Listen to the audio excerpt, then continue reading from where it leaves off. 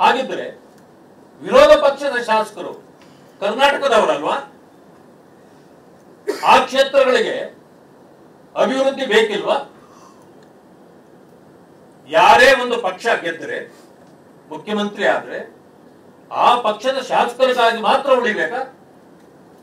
ರಾಜ್ಯದ ಕೆಲಸ ಮಾಡಬಾರ್ದ? ಈ ಎಲ್ಲ ಪ್ರಶ್ನೆಗಳು ಇವತ್ತು ಬರ್ತಾ ಇವೆ. ಅವರು ಉತ್ತರ ಕೊಡ್ಬೇಕು. ತಪ್ಪಿ ಮಾನ್ಯ ಒಂದು ನಮ್ಮ ಪಕ್ಷದ ಅಧ್ಯಕ್ಷರಾಗಿರ್ತಕ್ಕಂಥ ವಿಜಯೇಂದ್ರ ಅವರು ಒಂದು ಪ್ರಶ್ನೆ ಕೇಳ್ತಾರೆ. ಮಾತೆತ್ತಿದ್ರೆ ಅಹಿಂದ ಅಂತೀರಿ, ಪರಿಶಿಷ್ಟ ಜಾತಿ ಪರಿಶಿಷ್ಟ ವರ್ಗಗಳು ಅಂತೀರಿ, ಇನ್ನೊಂದು ಕಡೆ ನೋಡಿದ್ರೆ ಇದು ಏನೋ ನಾವೇ ಮಾಡಿದ್ದು ಎಲ್ಲ ಅಂತೀರಿ. ರಾಷ್ಟ್ರ ಮಟ್ಟದಲ್ಲಿ ಈಗ ಇದುವರೆಗೂ ಯಾರನ್ನ ನಿರ್ಲಕ್ಷ್ಯ ಮಾಡಿದ್ರು ಹಿಂದುಳಿದ ವರ್ಗಗಳನ್ನ, ಅವರನ್ನ ಮತ್ತೆ ಕೂಡಿಸುವ ಕೆಲಸ ಮಾಡ್ತೀನಿ ಅಂತ ಹೊರಟಿದ್ದೀರಿ. ಹಾಗಿದ್ರೆ ಮಾಡಿ, ತಪ್ಪೇನಿಲ್ಲ. ಮೊನ್ನೆ ಮಲ್ಲಿಕಾರ್ಜುನ್ ಖರ್ಗೆ ಅವ್ರನ್ನ ಪ್ರೈಮ್ ಮಿನಿಸ್ಟರ್ ಕ್ಯಾಂಡಿಡೇಟ್ ಅಂತ ಅನೌನ್ಸ್ ಮಾಡಿ ಅಂತ ಹೇಳಿದ್ರು. ಇದರಲ್ಲಿ ಏನ್ ತಪ್ಪಿತ್ತು? ನಾನ್ ಕೇಳ್ತೇನೆ, ನಿಮ್ಗೆ ದಲಿತರನ್ನ ಅನೌನ್ಸ್ ಮಾಡಕ್ ಇಷ್ಟ ಇಲ್ಲ ಅಂದ್ರೆ ಮಾನ್ಯ ಸಿದ್ದರಾಮಯ್ಯನವರೇ ನಿಮ್ಮ ಹೆಸರನ್ನೇ ಕಾಂಗ್ರೆಸ್ ಘೋಷಣೆ ಮಾಡಲಿ, ನಿಮ್ಮ ಹೆಸರನ್ನೇ ಮಾಡಲಿ, ನಾವು ಸಂತೋಷ ಪಡ್ತೀವಿ. ಯಾಕಂದ್ರೆ ದಲಿತರು ಅಂದ್ರೆ ನಿಮ್ಗೆ ಇಷ್ಟ ಇಲ್ಲ, ಅದು ಚರಿತ್ರೆ. ಅದು ಕಾಂಗ್ರೆಸ್ಗೆ ದಲಿತರು ಕೇವಲ ವೋಟ್ ಬ್ಯಾಂಕ್, ಅವರನ್ನ ನೀವು ಗುಲಾಮರು ಅಂತ ತಿಳ್ಕೊಂಡಿದ್ದೀರಿ. ಅದನ್ನು ಇವತ್ತಲ್ಲ, ಬಾಬಾ ಸಾಹೇಬ್ ಅಂಬೇಡ್ಕರ್ ಅವರ ಕಾಲದಿಂದ ಅದು ಬಂದಿದೆ. ಬೇಡ. ಈಗಾಗಲೇ ಹಿಂದುಳಿದ ವರ್ಗಗಳ ಚಾಂಪಿಯನ್ ನಿಮ್ಮ ನೇತೃತ್ವದಲ್ಲೇ ಈಗ ಒಂದು ಸಮಿತಿಯನ್ನು ಮಾಡಿದ್ದಾರೆ, ಸಭೆಯನ್ನು ಮೊನ್ನೆ ಮಾಡಿದ್ದೀರಿ. ನಿಮ್ಮನ್ನೇ ಪ್ರಧಾನಮಂತ್ರಿ ಅಭ್ಯರ್ಥಿ ಅಂತ ಘೋಷಣೆ ಮಾಡಲಿ. ಅದು ನೀವು ಆಗೋದಿಲ್ಲ, ಬೇರೆ ವಿಷಯ. ಬಿಜೆಪಿಯನ್ನ ನೀವು ಇನ್ನು ಮುಂದೆ ಸೋಲಿಸೋದಷ್ಟು ಸುಲಭ ಅಲ್ಲ. ಆದ್ರೂ ಘೋಷಣೆ ಮಾಡ್ಲಿಕ್ಕೆ ಏನು ಕಷ್ಟ ನಿಮಗೆ? ಅದೇ ಹಿಂದುಳಿದ ವರ್ಗಗಳ ಮಹಾನಾಯಕ. ಈಗ ಮೋದಿಜಿಯವರು ದೇಶದ 11 ವರ್ಷಗಳ ಪ್ರಧಾನಿಯಾಗಿ ಈಗಾಗಲೇ ನಿಮ್ಮನ್ನು ಮಾಡಿ ನಾವು ಸಂತೋಷ ಪಡ್ತೇವೆ.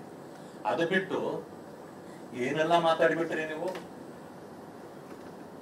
ನಾರಾಯಣ ಸ್ವಾಮಿ, ಕಾರಜೋಳ ಅವರು ಅಂತವರನ್ನ ಮಾಡಿ, ಅರೆ ನಾನು ನಿಮ್ಮ ಪಕ್ಷದಲ್ಲೇ ಇದ್ದು ಸರ್ವನಾಶ ಆದವನು. ನಾನು ಅಲ್ಲಿದ್ದಾಗ ಒಂದು ಸಾರಿ ಟಿಕೆಟ್ ಕೊಡೋ ಯೋಗ್ಯತೆ ಇರಲಿಲ್ಲ ನಿಮಗೆ. ಭಾರತೀಯ ಜನತಾ ಪಕ್ಷಕ್ಕೆ ಬಂದು ಸಮಾಜದ ಮಧ್ಯೆ ನಾನು ಗೌರವ ಉಳಿಸ್ಕೊಳ್ಬೇಕಾಯ್ತು. ಇಲ್ಲಿ ನಾಯಕತ್ವ ನನ್ನನ್ನು ಗುರುತಿಸಿ ಇವತ್ತು ನನ್ನನ್ನು ಎಷ್ಟು ನೀವು ಕಡೆಗಣಿಸಿದಿರೋ ಅಷ್ಟೇ ಎತ್ತರಕ್ಕೆ ಮುಖ್ಯಮಂತ್ರಿಯವರು ಯಾರು ಸಿದ್ದರಾಮಯ್ಯನವರು ಇದ್ದಾರೋ ಅವರಿಗೆ ಈಕ್ವಲ್ ಸ್ಟೇಟಸ್ ಸಿಗುವಷ್ಟರ ಮಟ್ಟಿಗೆ ನನ್ನನ್ನು ಬೆಳೆಸಿದವರು ಭಾರತೀಯ ಜನತಾ ಪಕ್ಷ. ಆದ್ರೆ ಒಂದು ಮಾತು ನನಗೆ ನೋವಾಗಿತ್ತು, ನೀವು ಅದನ್ನ ಕೀಳಾಗಿ ಮಾತಾಡ್ಲಿಕ್ಕೆ ಮಾಡಿದ್ರು ಏನೋ ಗೊತ್ತಿಲ್ಲ. ಆದ್ರೆ ನನ್ನ ಹೆಸರನ್ನು ತೆಗೆದುಕೊಂಡು, ಕಾರಜೋಳ ಅವರ ಹೆಸರನ್ನು ತೆಗೆದುಕೊಂಡು ಅಷ್ಟಾದ್ರೂ ನೀವು ನಮ್ಮ ಬಗ್ಗೆ ಒಳ್ಳೆ ಮಾತಾಡಿದ್ದಕ್ಕೆ ಧನ್ಯವಾದಗಳನ್ನು ಅರ್ಪಿಸ್ತೇನೆ ಮಾನ್ಯ ಸಿದ್ದರಾಮಯ್ಯ.